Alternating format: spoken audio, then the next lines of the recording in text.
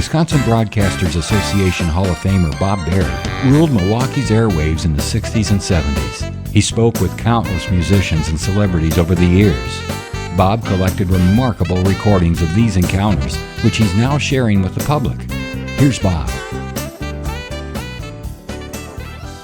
Today we step back in time to an era of sock hops, chrome diners, and the golden age of variety shows, and meet the man who made the accordion the coolest instrument in America. Dick Contino burst onto the scene in the late 40s and 50s with lightning-fast fingers, movie star looks, and a charisma that sent audiences swooning coast to coast.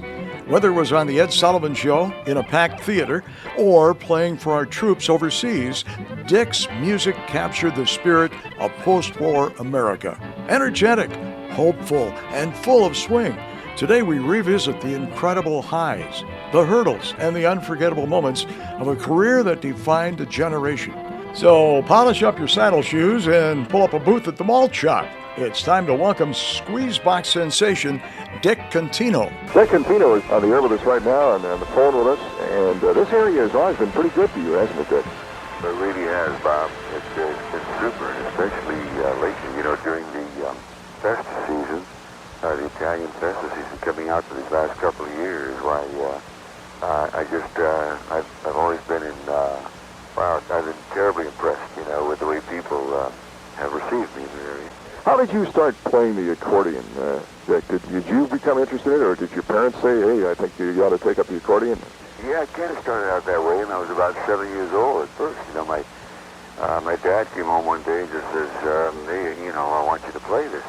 And so I didn't really understand it. I'd practice and I wouldn't practice. And finally he thought, well, maybe I'm not supposed to be an accordion player. So being the first son, he thought, well, in time we'll just take over the butcher shop, But about 5 years later, so I quit. And about 5 years later, when I was 12, I found myself attracted to it and really going at it and practicing an awful lot.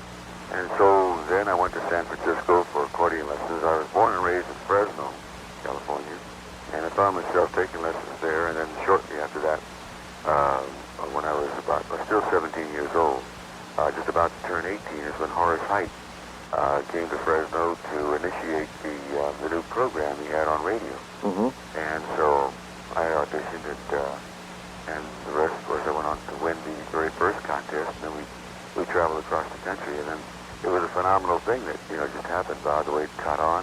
Yours is probably one of the most requested songs. Is that your most requested song when you make personal appearances, Dick?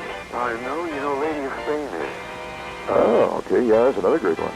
Yeah, well, you know what? Why? Because that was the one I'd used on the Horace Heidt show first of all, Bob. Excuse me, it was the one that, at that time, see, I knew I'd actually had more experience playing, at different little dances and things like that. I mean, accordion show tunes just weren't, really that popular, as I recall. But people enjoyed accordion music. But I did know Lady of Spain, and my teacher, Angelo Cagnazzo, out of San Francisco, had actually taught me the bellow shake just to have some fun, with whatever song I might be playing. So I knew that, and I knew, Bumble Boogie, and an arrangement had on that, and Tico Tico. Oh, yeah, right. And so it was Heidt who said, hey, let's do the song where you shake the accordion. And they didn't know the name of the song. And, but I did enjoy, inserting the bellow shake at the right time. And, however, on the show, when I was competing with it, I put my head down, started shaking the accordion, everybody started applauding. I didn't expect it. They let out a cheer and applauding. Yeah, right. Kind of scared the heck out of me, but I just kept going at it and realized that I tried again the following week, and sure enough, every time I'd shake the accordion, everybody started applauding. And so I just kept it in as sort of a trademark. But it did start with Lady of Spain, and I think it sort of initiated the Lady of Spain syndrome, so to speak, with a lot of younger students, Dick Contino is on the air with us this morning. He's our featured artist, and we mentioned yours a little while ago, and I thought maybe that was the most popular song. Turned out I might say that Lady of Spain, for those who follow the show, of course they'd say Lady of Spain, but maybe you've got a good point there to consider, because yours was a song that really made the charts. That's right. I was just going to say, Joel Whitburn, who lives out here in Menominee Falls near Milwaukee, has a series of books that he put out on top 100 songs on the Billboard charts, and that was your biggest hit that's in the book. Yeah, and the charts, I remember in Milwaukee, I think it actually jumped to number one, at least for a short time, or right in that area, you know. And I was really surprised. What had happened was, at the time, I was in Chicago recording this album, you know, and so I was with David Carroll, and I thought I'd put a lot of work into each song. And we finally got to the song Yours, and I thought, well, maybe I just ought to play it. You know, we did it as sort of a throwaway, you know, like I'm about to tell you a story. It sounds like a cliche, I think, about a lot of successful songs, but it is true. I said, I think I'll just either, you know, just play it simple like. And David, of course, his real name, Nook Schreier. I said, and Nook says, well, look, I'll just give you a kind of a, you know, thing in the background, and we'll make it simple. Yeah, let's not worry about it. So the album was released, and one day I get a phone call from the man who was then my manager, and he says, hey, he says, everybody's playing this song, and they're going to pull it out of the album and put it out as a single. And so it was quite a surprise, because nobody really sat back and thought, well, this could be a hit. Dick Contino is with us this morning. He is our featured artist on this Thursday morning. And I heard now that your son is working with you, Dick. Yes, he is. In fact, he'll be coming with me to the best day. He plays drums.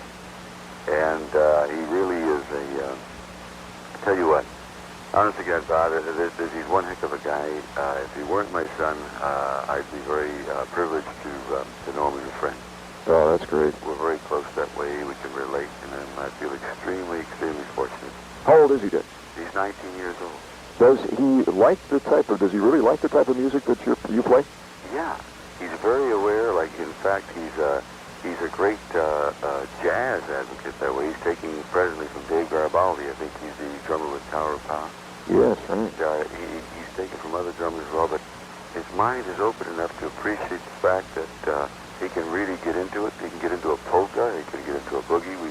We try to use it. You know, I've always tried to use a kind of a diversified act type of thing, but he likes the idea. Even as a young person that way, he likes the idea of the type of songs that seem to build, that have other things, even though, let's say, he really would enjoy jazz, for example, in a certain way. Nevertheless, he can really, truly relate to other types of music, especially when they're interesting. You know, if it's interesting and if you can feel a flow, a communication between the audience and the artist. Thanks a lot, Dick, and we'll see you at Festa. Hey, Bob, I really appreciate you doing this for me. WOKY, Bob Berry, 9092. Thank you for listening to Bob Berry's Unearthed Interviews. Be sure to subscribe and rate our podcast wherever you find your podcasts. You can find all our episodes at WisconsinBroadcastersMuseum.org. Check out Bob Berry's book, Rock and Roll Radio Milwaukee. Book sale proceeds support Donate Life Wisconsin. Special thanks to Wisconsin Historical Society and for financial support from WBA Hall of Famer Terry Bond.